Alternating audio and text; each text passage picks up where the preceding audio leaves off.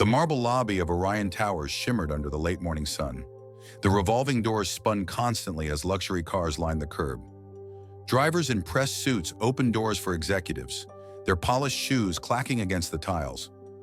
Everyone hurried, heads down, chasing numbers and meetings. At the center of it all stood Marcus, a tall black security guard in a crisp navy uniform. His posture was firm, his badge catching the light. Years of discipline lived in the way he scanned every ID, nodded, and moved people through. That morning, a black limousine rolled up. The glass lowered, revealing Victor Langston, the billionaire CEO of Langston Enterprises. Known for his arrogance, Victor rarely acknowledged the people who opened doors for him. Today, he stepped out in an immaculate tailored suit, silver tie shimmering. He didn't bother reaching for his ID card. "Morning, sir," Marcus said evenly, raising a hand. "I'll need to see your badge." Victor's eyebrow arched as if the request were beneath him. "You know who I am." His voice carried the sharpness of someone used to command. Marcus didn't flinch. "Rules apply to everyone. Please, your badge." Behind Victor, a group of board members and assistants froze. Some whispered, stifling nervous laughter. One muttered, "Doesn't he know who he's talking to?" Another shook his head, amused. This won't end well for the guard. Victor leaned closer, lowering his voice but not his pride. "Listen carefully. I built this tower. My name is on the building, and you think I need to prove myself to you?" Marcus met his gaze without a flicker. "Yes, sir. That's exactly what I think. Badge, please."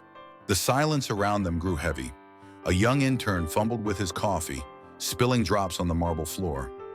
Phones began to lift discreetly, capturing the standoff no one had ever dared imagine.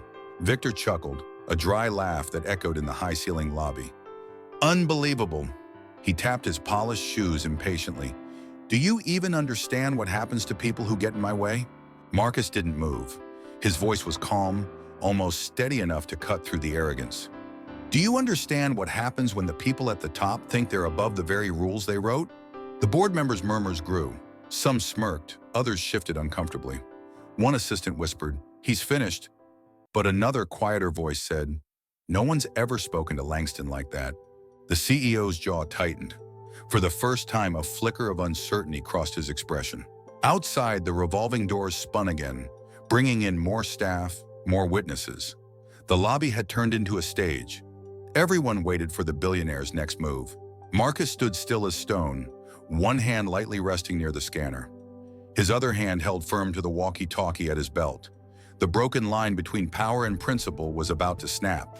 And in that frozen second, the entire tower seemed to lean in, ready to see if the guard would bend or if the billionaire would. Victor Langston adjusted his cufflinks, silver flashing under the chandelier light.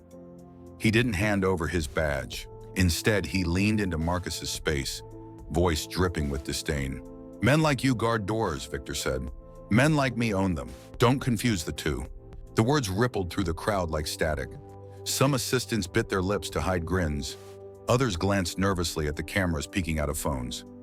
A few security guards at the far end of the lobby froze, unsure whether to step in. Marcus didn't step back.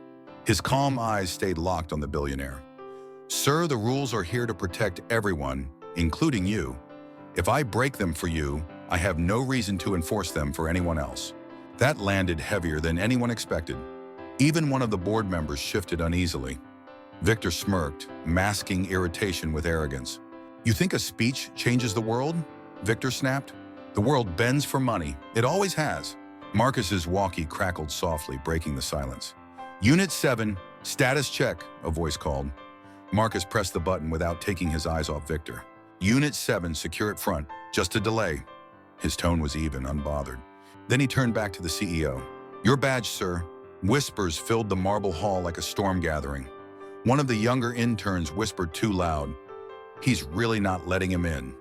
Phones angled higher. Social media was seconds away from exploding. Victor's face reddened, not from shame, but fury at being challenged. He reached into his pocket at last, producing the sleek black access card with his name embossed in silver. Instead of handing it politely, he tossed it toward Marcus's chest. The card clattered to the floor. A sharp gasp escaped the crowd. Marcus looked down at the card resting on the polished marble.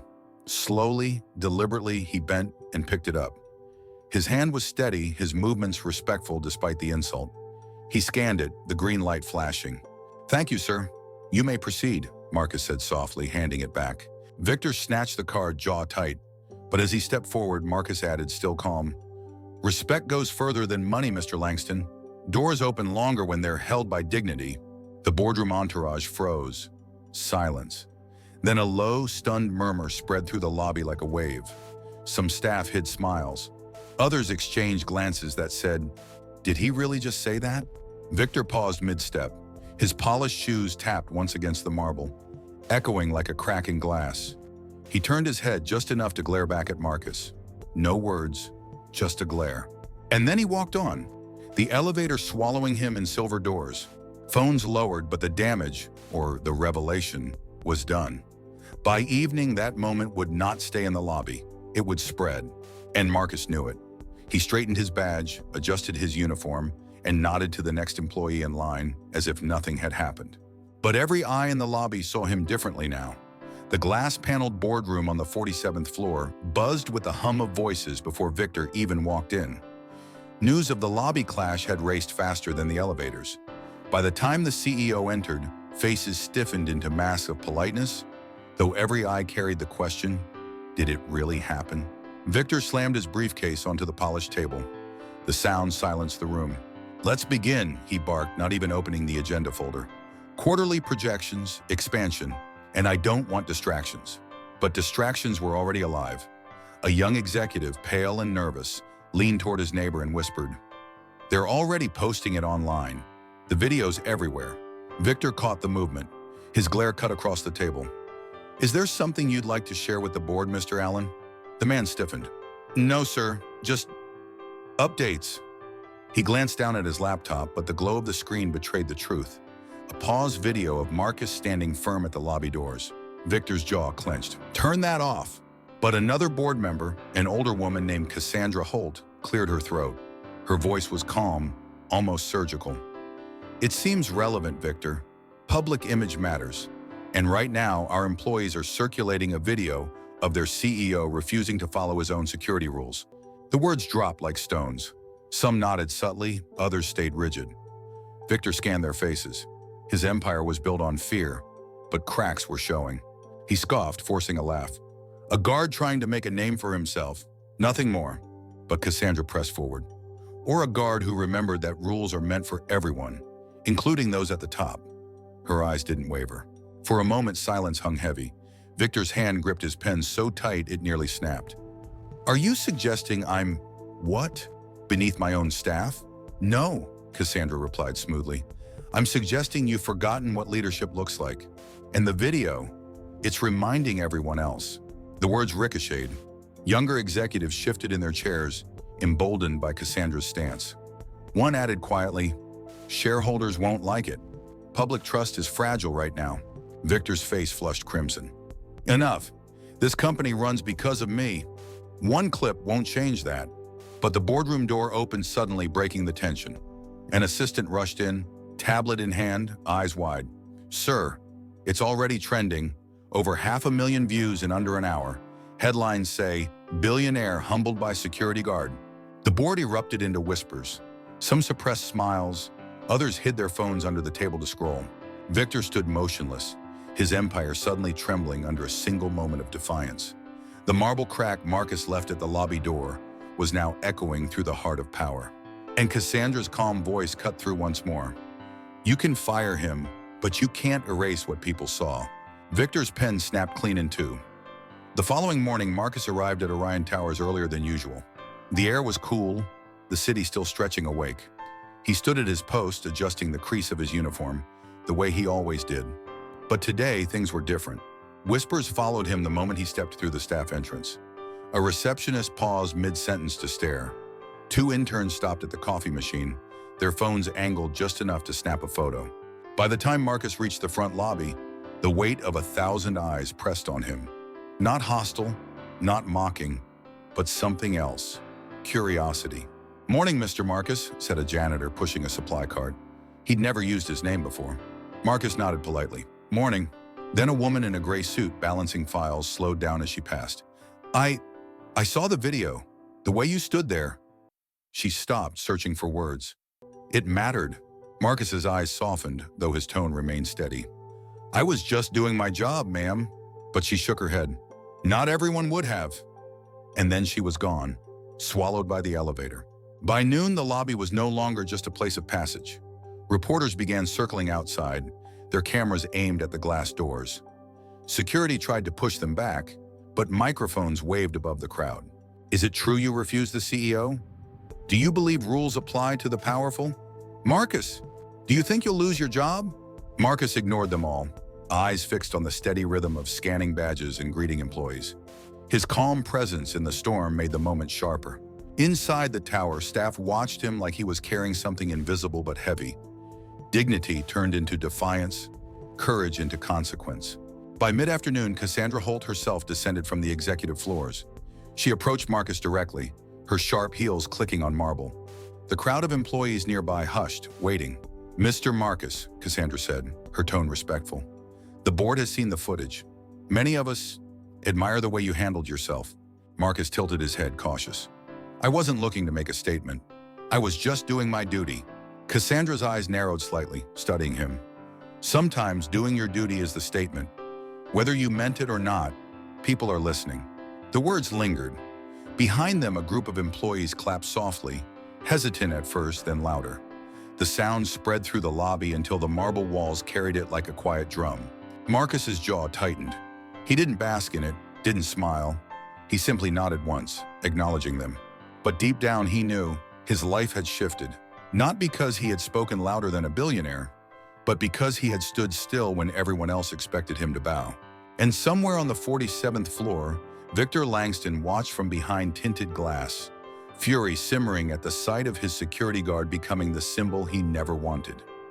Victor Langston's office was a fortress of glass and steel, perched above the city like a throne. That night, he sat alone at his desk, the skyline glowing beyond him. The video still played on his tablet, muted, looping over and over. The security guard, calm, unshaken, refusing him. Each replay was a blade to his pride. This ends now, Victor muttered. The next morning, a memo spread through the building like wildfire. Security restructuring, staff rotation, compliance review. The wording was corporate, sterile, but the target was clear. By noon, Marcus was summoned upstairs. He walked through the glass corridors with steady steps, the murmur of employees trailing behind him. Some whispered encouragement. Others warned him softly, "Careful, he's looking to make an example of you." When Marcus entered the boardroom, Victor sat at the head of the table, flanked by lawyers and HR officers. The blinds were drawn. The atmosphere was heavy, designed to intimidate. "Mr. Marcus," Victor began, his voice silky with false courtesy. "You've enjoyed quite the spotlight, but let's be honest, you embarrassed this company and me. Actions like that have consequences." Marcus stood tall. "I enforced the rules you signed into policy, sir. If that embarrassed anyone, maybe the problem isn't the rules." The HR officer cleared her throat nervously. "We're reviewing your position. Your approach was rigid." Victor leaned forward, eyes narrowing. "You're on probation, effective immediately." Silence. The word hung like a verdict. Marcus's hands curled into fists, but his voice remained even. "Probation for doing my job?" Victor smirked. "For forgetting who holds the power here?" But before Marcus could reply, the boardroom door opened. Cassandra Holt stepped in, her presence commanding. She placed a stack of printouts on the table. Headline, social media trends, employee polls. Her tone was sharp. "Victor, the world doesn't see Marcus as the problem. They see him as integrity. You fire him, you'll confirm every headline calling you arrogant. And the stock is already dipping." Victor's jaw tightened. "So what, we reward insubordination?" Cassandra's gaze cut through him. "We acknowledge leadership when we see it, even if it doesn't wear a silver tie." The board members shifted uncomfortably. Some nodded faintly. Victor's empire, once ironclad, was fracturing from within. Marcus said nothing, but his silence carried weight. He knew he had been marked, but he also knew something else. His stance had shaken the marble foundations of power more than any billionaire's command ever could. Victor's pen tapped furiously against the table, the sound of a man who suddenly realized control was slipping through his fingers. By the end of the week, Orion Towers no longer felt like the empire Victor once commanded. The lobby hummed with a different energy, one that leaned toward Marcus. Employees nodded at him as they passed, slipping him quiet words of respect. "Stand your ground. You reminded us what fairness looks like. Don't let them break you."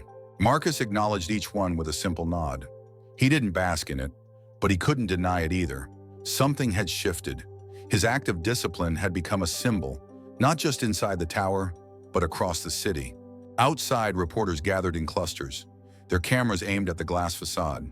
Headlines plastered across digital billboards read, "Security guard stands tall against billionaire CEO." Integrity at Orion Towers? Employee or leader? Inside, Victor seethed. In the 47th floor boardroom, he slammed down a copy of the Daily Ledger. Marcus's face was on the cover, not his. "This is my company," Victor roared, his voice echoing off the glass. "And yet the world celebrates a guard?" The board sat in uneasy silence. Cassandra Holt calmly adjusted her glasses. "The world celebrates honesty, Victor.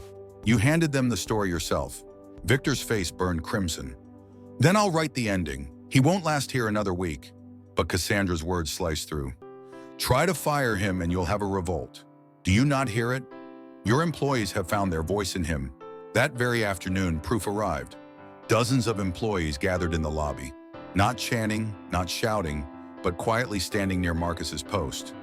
One by one, they placed their ID badges on the scanner without saying a word. It wasn't protest in the usual sense. It was solidarity, a silent declaration. If he falls, we all fall. Victor watched from above, his fist clenched at the sight of his own tower siding with a man he had dismissed as just a guard. Marcus, meanwhile, kept scanning badges, greeting people with his steady voice. But inside, he felt the weight of responsibility pressing against his chest. He had never asked for this role, never sought the spotlight. Yet somehow, he had become the face of something bigger than himself.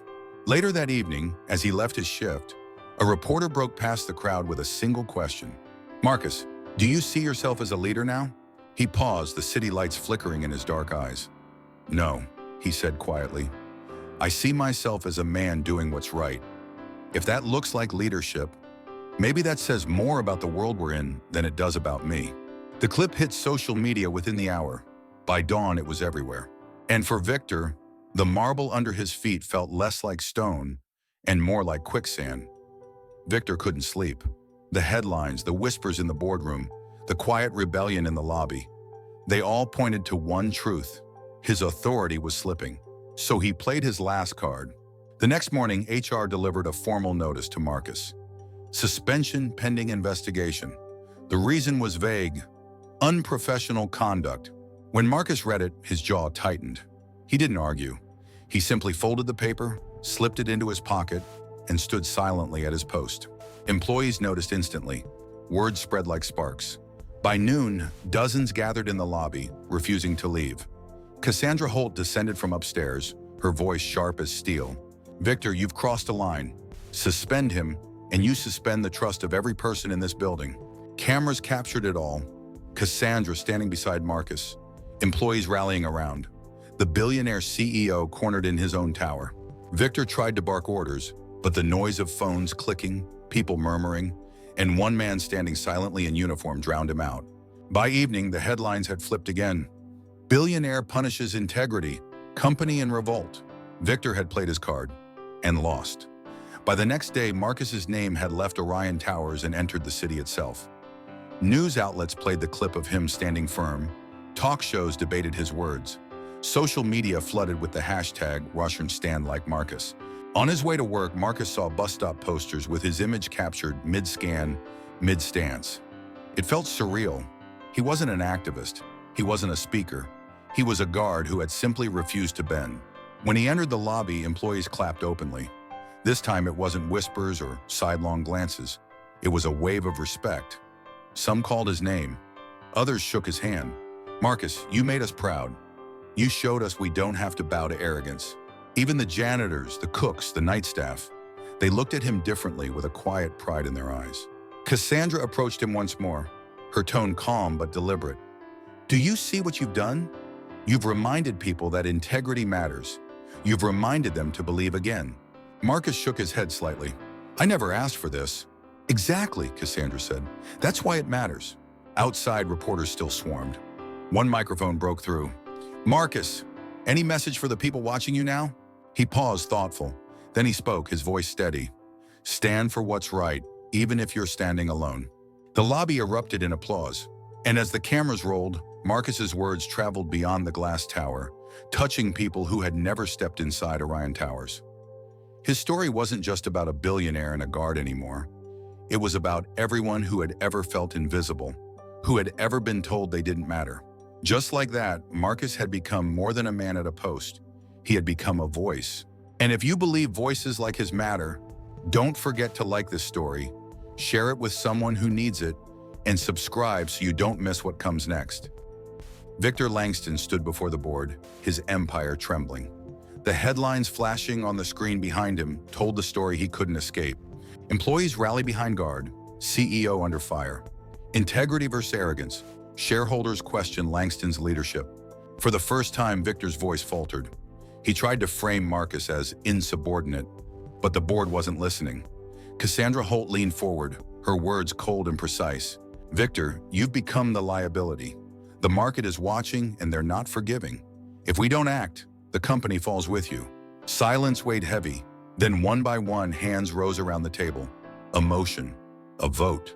By the end of the hour, the man who once believed himself untouchable was stripped of his power. Victor Langston, billionaire CEO, was out. Down in the lobby, word spread fast. When Marcus returned from his shift break, he found employees gathered again. But this time, with relief on their faces. The air was lighter, as if a storm had finally passed. "Did you hear? He's gone." They actually did it. "Marcus, you stood tall, and the walls came down." Cassandra approached him quietly away from the clapping crowd. "The board wants to meet you," she said. "Not as a guard, as a man who reminded this company what leadership means." Marcus looked at her stunned. "Me?" "Yes," Cassandra said firmly. "You've shown more integrity at that door than some of us have shown in years." For the first time since it all began, Marcus allowed himself the faintest smile. He didn't seek power, but perhaps power had finally recognized where it belonged. And as the sun dipped behind Orion Towers, the glass reflected not the face of a billionaire, but the quiet dignity of a man who had changed everything by refusing to bow. The following week, the board convened again, this time with Marcus seated among them. He wore no tailored suit, just his crisp security uniform. Yet every eye in the room treated him differently now. Cassandra introduced him. "This man reminded us what accountability looks like. We invited him here not as security, but as a voice of integrity." Marcus shifted in his chair, uneasy. "I'm no executive. I'm just a guard." One board member shook his head. "No, you're the reason people trust this building again. We want you to lead our ethics and compliance program. Help us rebuild what arrogance nearly destroyed." The room waited. Marcus thought of the lobby, the quiet nods from janitors, the cooks, the night staff. He thought of every person who had ever felt small, unseen. Finally, he said, "If I do this, it won't be for headlines. It'll be for them, the people who keep this place alive." The board nodded. Cassandra's faint smile confirmed it. This was more than a title, it was a turning point. Downstairs, when Marcus stepped into the lobby, employees erupted in applause. Not the hesitant claps of before, but a roar of unity. For once, the marble tower felt human. That evening, as Marcus walked home past the glowing skyline, a reporter called out from across the street, "Marcus, one last question. What do you say to people who feel invisible?" Marcus paused, then answered with quiet strength, "You're never invisible when you stand for what's right. The world sees you when you refuse to bow." The clip spread far beyond Orion Towers. It became a reminder, a spark, a lesson whispered across cities. Dignity doesn't wear a price tag. And so the story of a black security guard, once mocked as ordinary, became a legend of extraordinary courage.